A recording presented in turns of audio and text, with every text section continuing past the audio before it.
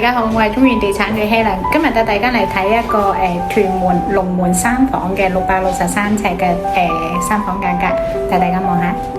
個單位一入門口呢，就見到個客飯廳啦，飯廳擺咗張6人台，咁呢個客廳位置行到出去露台呢，望出去相當開揚，方向呢就係向東北望山嘅，樓下會望到我哋嘅新墟街市啦。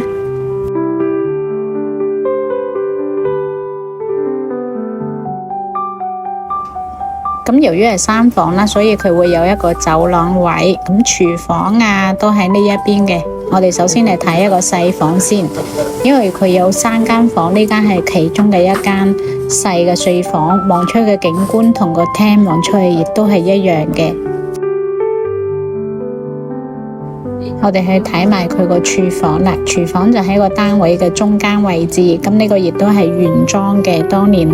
發展商交樓嘅一個標準啦。後邊呢就係一個雪櫃嚟嘅。好啦，去到第2間睡房，咁呢個呢望出去嘅景觀同個一間睡房同埋個廳都係一樣。咁啊，業主呢就做咗個上窗台嘅雙人床同埋一個書櫃位啦。咁洗手間呢，值得一提嘅就係有窗嘅，依家好多樓都其實洗手間都係屬於黑瓷，咁呢個都係交樓標準。